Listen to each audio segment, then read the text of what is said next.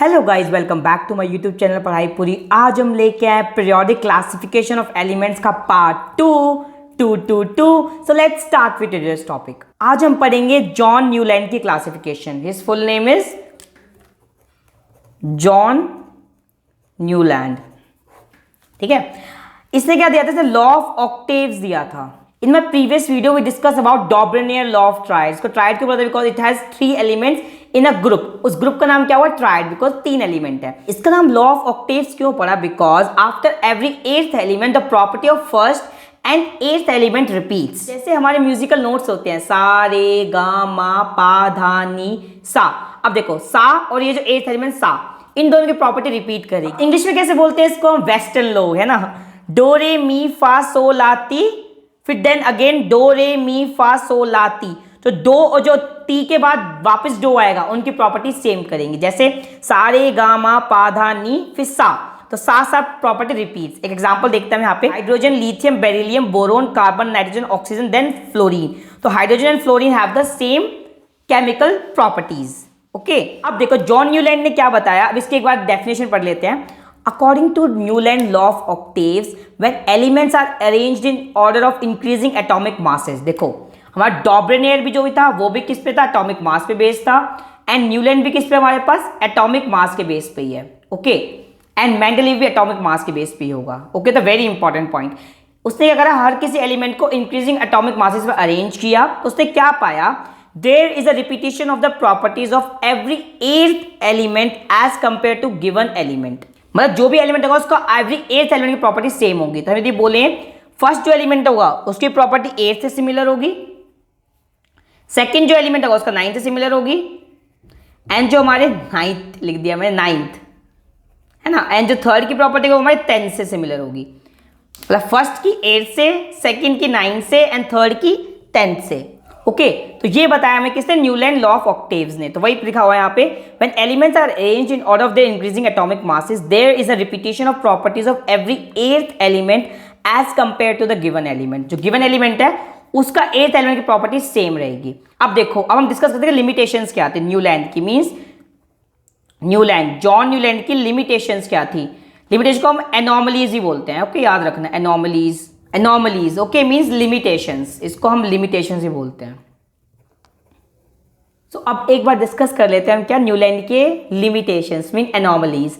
अब देखो इसके लिमिटेशन, पहले लिमिटेशन क्या है? इसने बोला था कि 56 एलिमेंट डिस्कवर होंगे जो उस टाइम पे थे, उस जगह आगे डिस्कवर नहीं होंगे। ये तो प्रूव्ड रॉन्ग हो गया। सेकंड चीज, उसने कुछ एलिमेंट को दो एक साथ डाल दिया। कोबाल्ट निकल हो गया, सीरियम एंड लैंथेनम हो गया। उसने दो एलिमेंट को एक साथ क्लब कर दिया विदाउट गिविंग एनी एक्सप्लेनेशन कि क्यों ऐसा हो रहा है, क्यों दे आर सिमिलर। और जो उसकी 8th एलिमेंट की प्रॉपर्टी हम जब बोल रहे थे, every 8th element after the first element, mean given element के बाद का 8th एलिमेंट की प्रॉपर्टी सेम रहेंगी। वो सिर्फ कैल्शियम तक वैलिड थी। उसके बाद ये प्रॉपर्टी हमारी इसकी भंग हो रही थी, मतलब एक्सप्लेन नहीं कर पाता। They don't have the same chemical properties. एक ये हो गया हमारे पास, है ना। तो इसको अगर रीड कर लेते हैं सो दैट हमें इजीली क्लियर हो जाए, है ना। देखो first limitation, actually Newland classification was successful only up to element calcium. हमने क्या बोला? न्यूलैंड जो क्लासिफिकेशन है वो सिर्फ कैल्शियम तक ही सीमित थी। उसके बाद ये रिपीट नहीं कर रही थी property. Every 8th element repeat नहीं कर रहा था।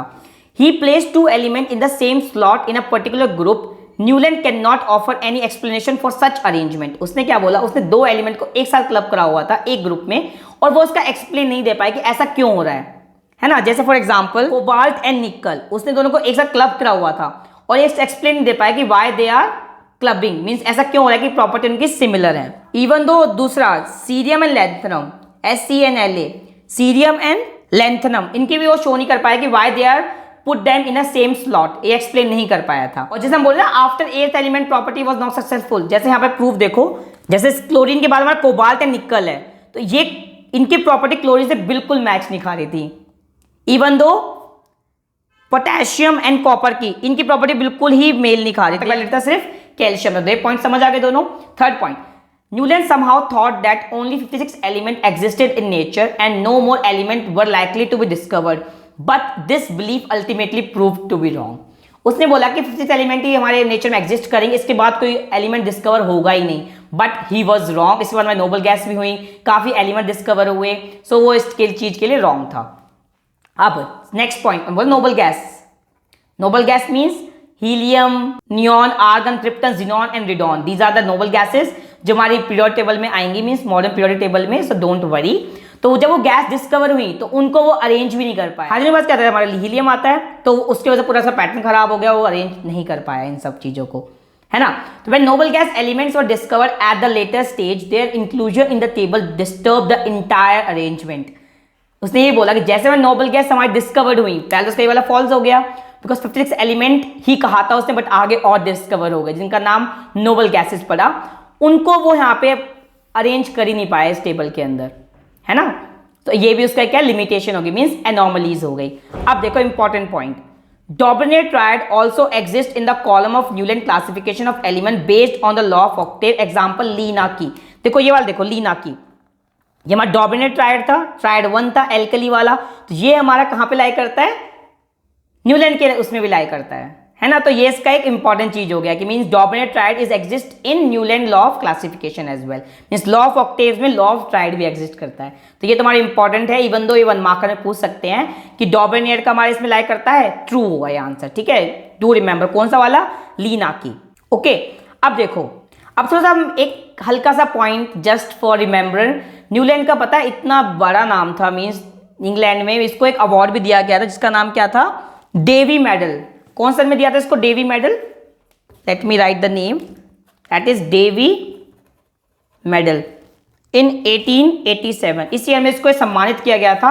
तो इसका कंट्रीब्यूशन काफी था इसके अंदर, डोंट थिंक कि मतलब इनका लिमिटेशन आई तो मतलब इन्होंने कुछ कंट्रीब्यूट किया ही नहीं, इनसे ही तो फिर हटके और साइंटिस्ट आए ना। फिर पहले डॉबरिन ने बताया भाई हाँ भाई चलो उनको अरेंज करते हैं, उसने एक स्टेप तो लिया, फिर इसने क्या करा, इसने उसको और अच्छा किया, इसने कुछ एक्स्ट्रा एलिमेंट बताए, कुछ एक्स्ट्रा तरीके से अरेंज किया, मींस उसने अरेंज किया in the form of octaves, means every 8th element जो होगा गिवन एलिमेंट से वो उसकी प्रॉपर्टी सिमिलर होंगी, जस्ट लाइक सारे गामा पाधा नीसा, और ये कुछ वेस्टर्न लोग हैं दैट इज डो रे मी फा सो ला ती, फिर दो अगेन आएगा।